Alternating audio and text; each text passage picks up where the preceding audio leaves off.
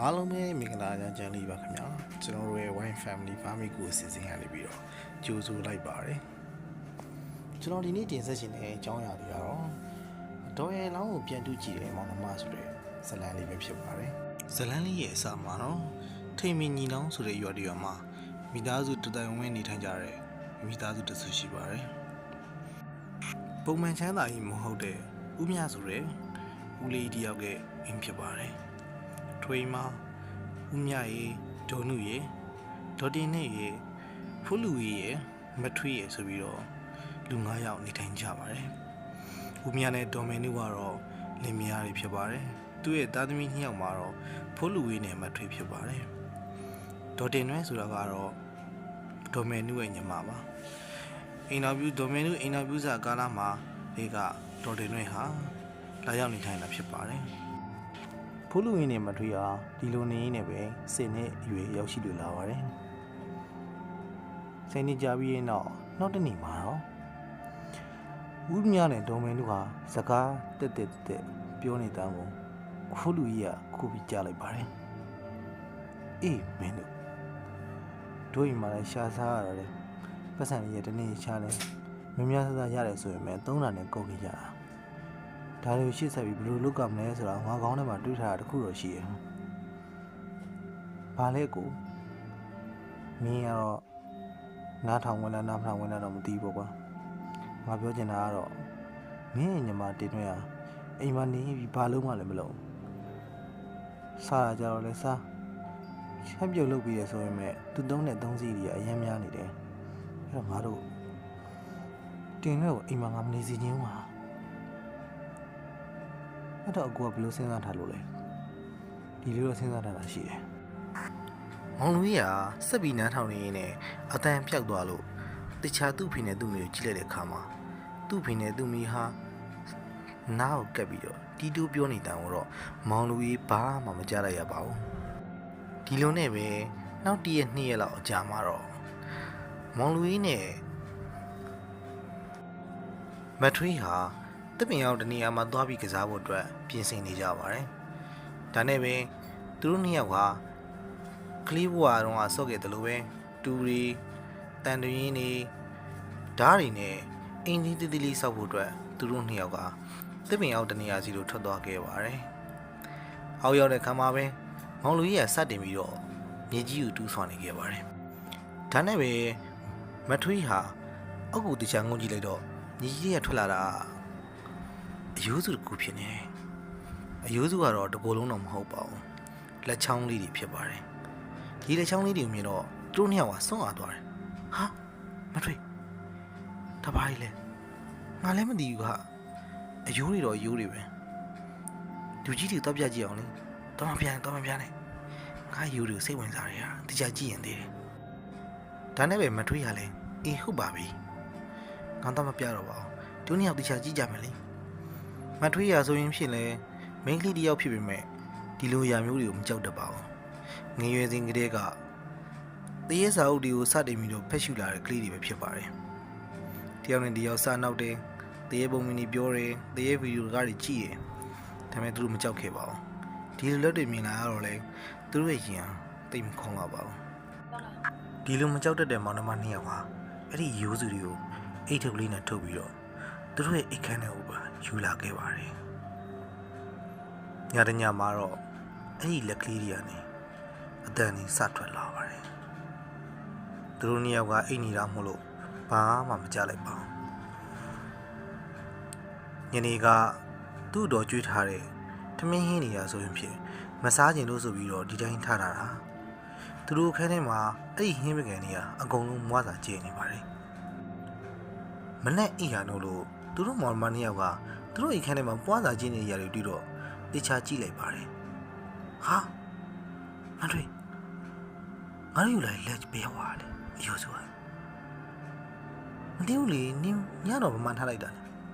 ငါဟိုနာဗီဒီယိုထဲမှာထည့်ထားတာဟာတားကြည့်လိုက်ပါလားအဲ့ဗီဒီယိုတွေဟာမရှိတော့ဘူးငါတို့ညမစားကြည့်တဲ့ဘကနေရလဲအကုန်မွားစာကျင်းနေတာဟုတ်လားလူလူကြောင်မတို့လေဒီ ဒီလိုနဲ့သူတို့နှစ်ယောက်ဟာထိန်းရန်ချောက်ချဝေရာတွေကိုစတွင်တွေ့ရှိလာပါတယ်တရေစပုံမြင်ထဲမှာ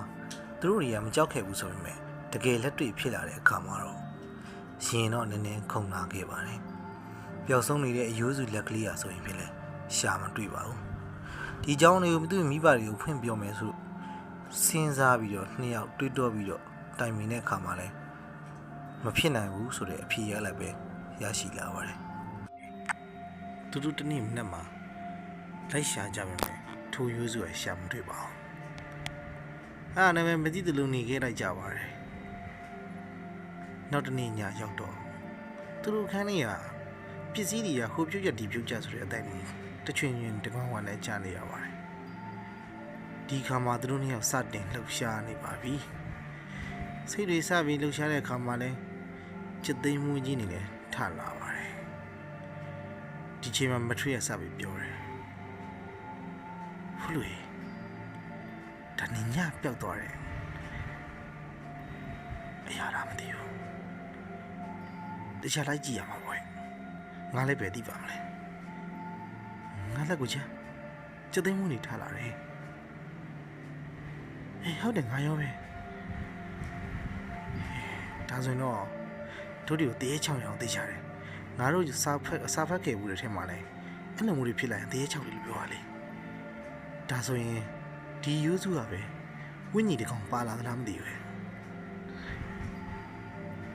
အေးဟုတ်တယ်ငါတို့ဘယ်လိုလုပ်ကြမလို့ပြောနေရင်မှာပဲသူတို့ရဲ့ရှိကိုဖြတ်လေးတစ်ခုပြုတ်ကြလာပါတယ်ဟာဟိုလေဘာတော့ဟာဖျားလေးကြီးပြုတ်ကြလာတယ်ဟာထူးဆန်းနေတော့ငါတို့အိတ်တဲ့ကတိမင်းမှာထားရတဲ့ဖျားလေးကဒီနိုင်ယူပြုတ်ကြလာတာဟာငါကြောက်တယ်ဟာမကြောက်ပါနဲ့မထွေးရငါရှိပါတယ်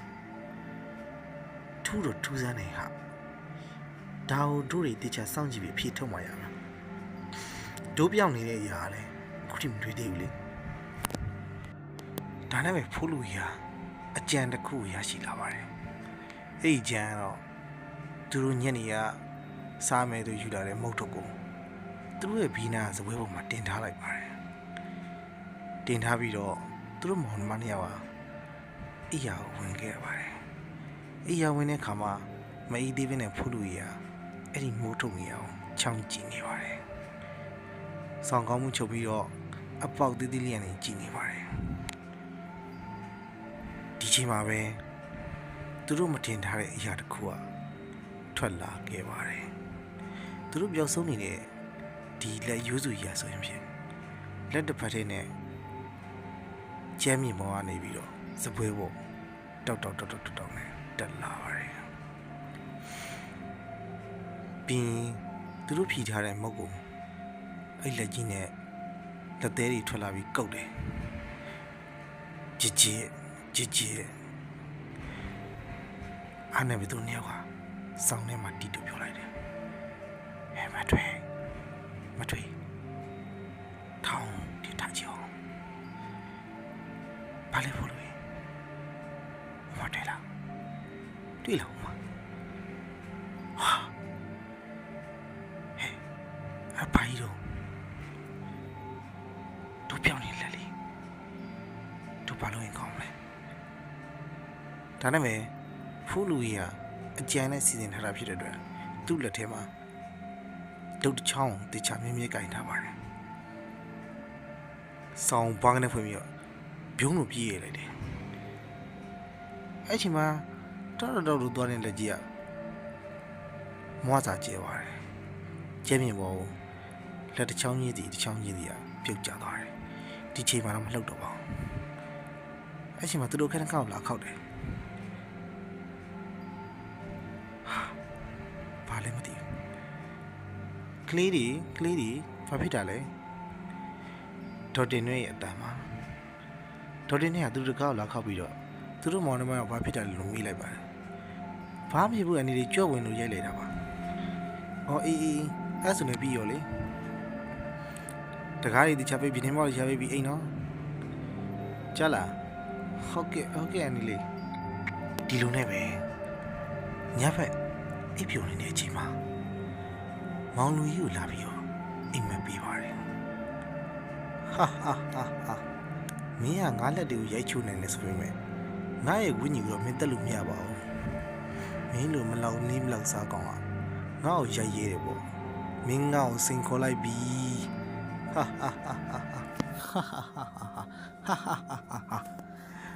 မင်းတို့တွေငါအကြောင်းကောင်းကောင်းသိစေရမယ်ဒါနဲ့ပဲဖိုးလူကြီးဟာအိမ်မဆိုးကနေရုတ်တရက်ထပြီးတော့အော်လိုက်ပါတယ်ဒါဟုသူဤဒေါ်တင်တွေကြတော့သူတို့ရဲ့ခန်းဝါကိုရောက်ရှိလာခဲ့ပါတယ်ထိုအခါမှာဒေါ်တင်နဲ့မြင်လိုက်ရတော့အခန်းဝါကအရှိမင်းမကြီးတစ်ခုကိုပါပဲထိုရီမဲကိုမြင်ပြီးရင်တော့မှဒေါ်တင်နဲ့ဟာကြောက်ဝါလန်ကလည်းထအော်လိုက်ပါတယ်ဒီဝန်ထမ်းကိုဦးမြနဲ့ဒေါ်နုတို့အိမ်နေရာမှာကြားလိုက်ပါတယ်ကြားချင်းမှာပဲဦးမြဟာလက်နေတမီကိုအမြင်ယူကထွက်လာလိုက်ပါတယ်တင်းနဲ့ဘာဖြစ်လို့လဲထို့သောမိလိုက်တော့တင်းနဲ့ဟာဘာမှပြန်မဖြိုသေးပါဘူးတဖြည်းဖြည်းနဲ့မျက်ဖြူကြီးတန်းလာပြီးတော့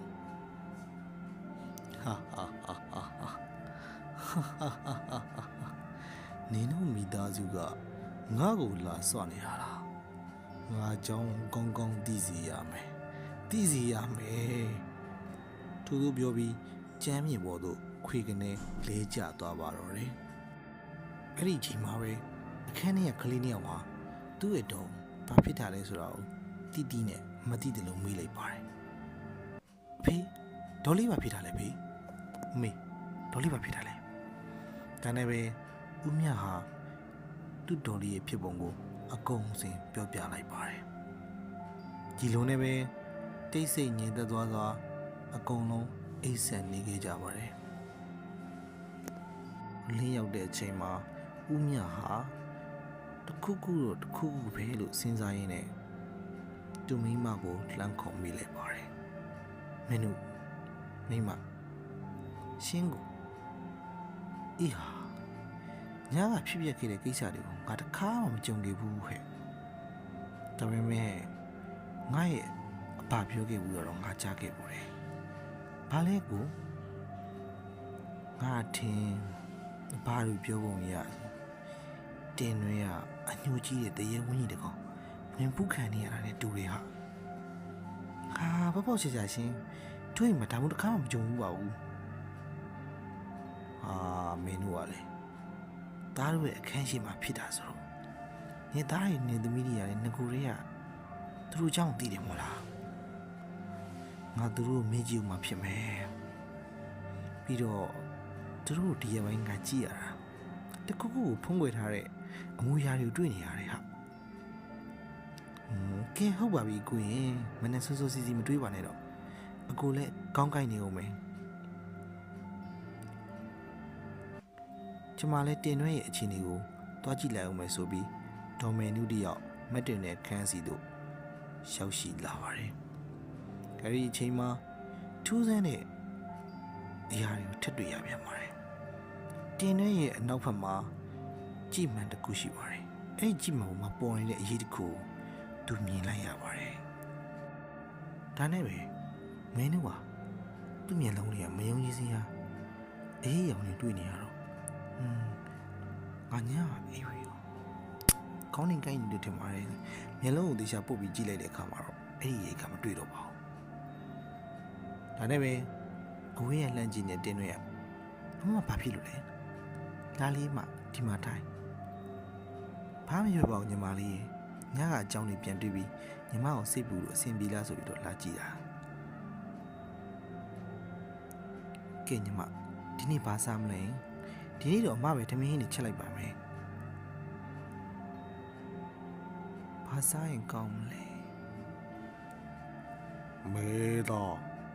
မေတော့စားကြတယ်မင်းသားမစားပါနဲ့ညီမလေးရေဒီအပိုင်းအိမ်မှာတိတ်ပြီးတော့အချိန်ကြီးကောင်းတာမဟုတ်ဘူးစားမှာပဲစားကြတယ်အော် မိတယ်ညီမကအရင်ကအမေသားစားလို့လားအရင်ကမစားပါဘူးနော်ငါကူစားကြင်တာဒီလိုအတန်နဲ့ကြီးနဲ့တင်ရွေးရဲ့အတန်မဟုတ်ပဲထူးခြားစွာထွက်ပေါ်လာတော့တယောက်မင်းတို့တယောက်ယုံကြည်စရာမရှိတော့ကြားလိုက်ရပါတယ်ကဲဟုတ်ပြီထားပါတော့ထိုးချိန်မှာပဲတင်ရွေးတယောက်မိုက်ခနေဖြစ်သွားပါတယ်ဒါကိုဒုံမင်းတို့မမြင်တော့အေးဟုတ်ပြီညီမခဏတော့နိုင်လိုက်ပါအောင်နော်ညီမအားမရှိဘူးတင်နေအမပဲချက်ကြည့်ပါမယ်အနိုင်လိုက်အောင်နော်ပြောပြီးတော့ဒေါ်မင်းတို့တယောက်ဟာထမင်းချက်ဖို့အတွက်သွားခဲ့ပါတယ်နောက်ကျောင်းမှာလေတင်းတွင်းဟာသူကအမကိုဘာမှငါမပြောလိုက်ရသေးပဲနဲ့အမကငါ့ကိုဘာလို့ချက်ကြည့်မယ်လို့ပြောကြည်ပြီးတော့ဟာလေငါလည်းဘာမှမပြောရသေးဘူးလေဆိုပြီးတော့တယောက်တည်းကြောင်ချောချဖြစ်နေပါတယ်ဒီခါမှာဒေါ်မင်းတို့ဟာထမင်းတွေချက်ဖို့အတွက်ပြင်နေပါတယ်ဒါနဲ့စီချင်းလောင်းကင်ပြီးတော့စီးတွေကိုထွက်ခွာသွားပါတယ်မင်းသားဆိုင်ကနေပြီးတော့အမဲသားငါးစီသားနဲ့တခြားဟင်းတွေအများကိုချက်ဖို့အတွက်လူတွေပစ္စည်းများကိုဝယ်လာခဲ့ပါတယ်အိမ်မင်းရောက်တာနဲ့ဒေါ်မင်းတို့ဟာချက်ပြဖို့အတွက်ဟင်းတွေအများကိုထုတ်ခါအမဲသားငါးစီသားကိုစတင်ထုတ်လိုက်ပါတယ်တော့ပြီးတော့စီကြောတန်းစင်ခုတ်ထစ်ပြီးတော့လုံနေတဲ့အချိန်မှာအခန်းထဲမှာအတန်တစ်ခုကထွက်ပေါ်လာပါတယ်ဘသူခန်းထဲရလဲဆိုတော့တင်ရွဲ့ခန်းထဲရပါမေဒမ်ချက်တီဦးလားငါပိုက်စာနေပြီထို့သူပြောလိုက်တဲ့အတန်ကိုဒေါ်မင်းတို့တယောက်ကြားလိုက်ရပေမဲ့ဒီတိုင်းလေးပဲကြားလိုက်တဲ့တင်ပြီးမတိတောင်ဆောင်နေလိုက်ပါတယ်ဒါနဲ့ပဲဒေါ်မင်းတို့လည်းချက်ပြုတ်ပြီးတာနဲ့အင်းကဦးများနဲ့ကျောင်းကပြန်လာမဲ့ကလေးတွေစားဖို့ခြံပြီးတော့မဲသားနှစ်တုံးနဲ့ဓမင်းကိုတခါတည်းပုံက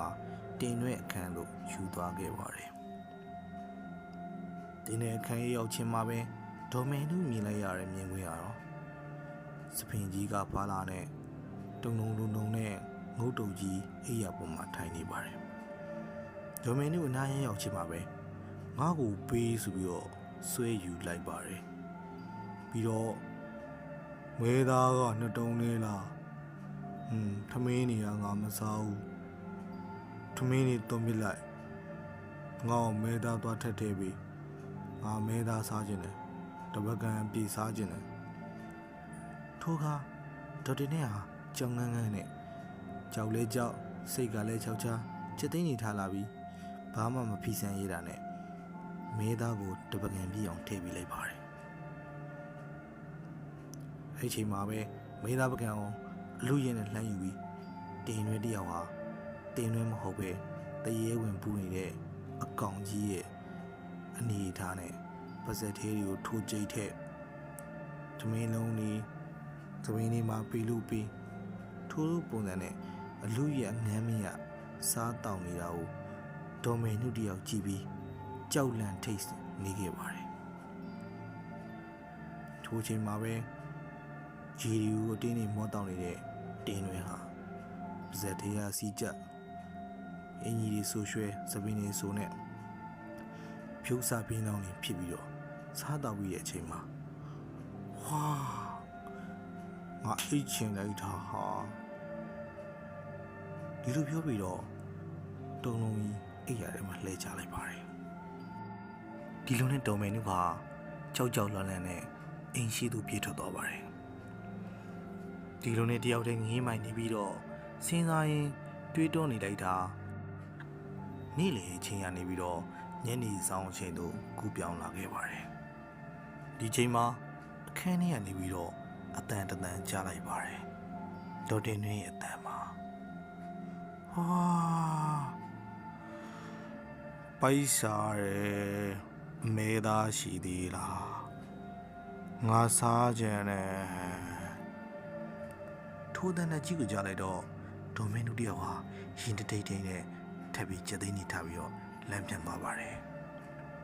ဒီချိန်မှာဘာလို့ဘာကိုင်းမှမသိတာနဲ့အိမ်ပေါ်နေမနေရတော့ပဲခြံစည်းရိုးဝါတို့ကျုံလေးသွားပြီးတော့ထ ထိုင်ကထိတ်နှံစွာနေခဲ့ပါတယ်အခန်းထဲကစူးညံလာလို့အိမ်ရဲ့အခန်းထဲကိုသူစိတ်ဝင်စားစွာတွားပြီးထက်ကြည့်လိုက်တဲ့အခါမှာတော့အပေါက်ကလေးကနေပြီးတော့ကြည့်လိုက်တဲ့အခါမှာပကံတွေကိုရိုက်ခွဲဟိုလူပြစ်ဒီလူပြစ်ဆောင်းနေပွားတာကျဲဘုံတိုင်းလုံနေတဲ့ဒေါ်တင်နွဲတယောက်ကိုတွေ့လိုက်ပါတယ်ထို့သောတွေ့တဲ့အခါမှာဒိုမင်နူကအောက်ကိုအတင်းဆင်းပြေးခဲ့ပါတယ်